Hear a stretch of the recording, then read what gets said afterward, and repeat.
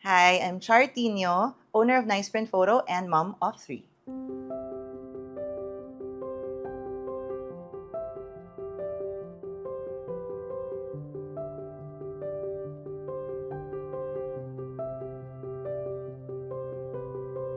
So many things to say, but it's really the miracle of bringing life into this world. That's something that can't be beaten by anything in this world. And I always say that being a mom is my greatest joy and my greatest responsibility in this lifetime. Yung biggest sacrifice talaga is giving yourself to your kids. Yung kakainin mo na lang and but still you're gonna give it to them, or the time. Sometimes, di ba, as working moms, there's just so many things to do. Pero hardly na magkakaroon ka pa ng me time kasi whatever time that I have left na hindi nag-work, I will always joyfully give it to my kids. So, parang yung 24 hours, halos nagiging 36 hours, no? Kahit walang tulog. If may mga commitments sa work, and yet there's like a race nung anak ko, ni Vito, or may ballet dance si Sienna, kahit wala tayong tulog as moms, or kahit diretso from airport to the event of your child, I would do that. And I will never forget. So I was committed to do a gala, no? GMA gala. And my son had a race in Bangkok. So alam mo, nag-grab ako na angkas. As in, nagmotor sa EDSA para umabot sa flight. Just because I made a promise that I will never miss a single race of my son. We are committed to work, but as a mom, you will do everything in your power to always be present in their lives.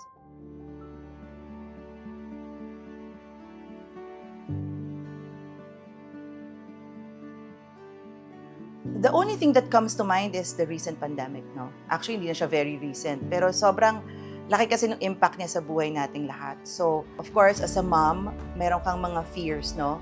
Not only in raising them, but also in keeping the business together, etc. So, inside, I was really crumbling because of what was happening in the world and what the future holds. But I had to really keep it together, be strong for my kids kasi hindi nila pwedeng makitaan tayo na tayo pa yung unang natatakot or may nervyos or may fear. So we always have to put up that face for them na it's okay.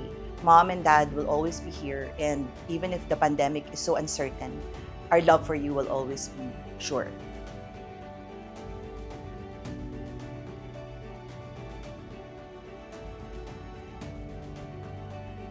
I always say that wherever life brings us, we will always be daughters. Kahit anong mangyari, tumanda tayo, maging nanay, maging asawa, but we will never stop being a daughter. And I just want to stress on that na as daughters, we just really hold that special role because talagang we are there to really nurture and take care of our mom. Now, for yung question mo na what is that greatest lesson, I think talagang nakuha ko sa nanay ko yung pagiging fighter. She was a fearless businesswoman, but she never made me feel like I was incomplete. Kahit na sobrang busy siya nung 80s, nung 1990s, I felt her presence in every aspect of my life. And yun yung naging guiding light ko. That I know that being a mom is a full-time job, but I can also be an empowered businesswoman because I saw it in her, that she was able to do that. And I don't have regrets that my mom was a working mom. And I know that I can do it just like her. Na pwedeng magtrabaho, pwedeng maging asawa, pwedeng maging kaibigan, at pwedeng maging mabuting ina all at the same time. Paano nami-miss mo sa mom?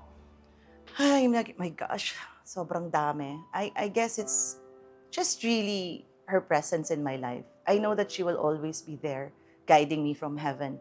But it's those small moments na I can call her, and siguro yung words of wisdom niya, I miss that.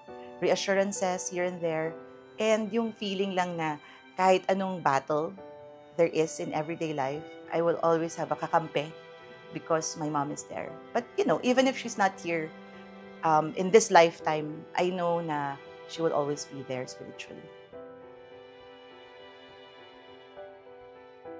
I wish we had more time.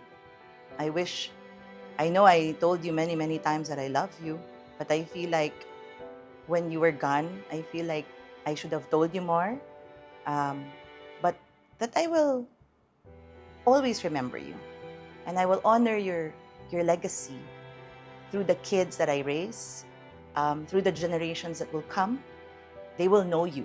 They will know you by name, by heart, and I will make sure na yung mga anak ko, alam nila na Mom C, once upon a time was there, and they'll know everything about you, and I will never forget you until we meet again.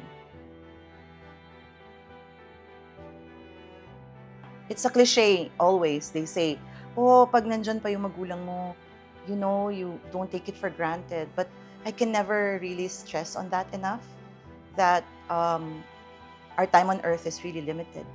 That lahat tayo will soon go. And what's most important in this world is not the money that you earn, but the moments that you have, and the memories that you have with your mom, with your loved ones. So never take that for granted. Those small moments. I think your loved ones will remember you not with what you gave them, monetarily or material things, but with how you made them feel when they were alive. That I will always love them. That there's nothing in this world that can happen that would break the love of a mom to her kids. So I guess it's really that reassurance that hanggang kaya, I will always be there for them.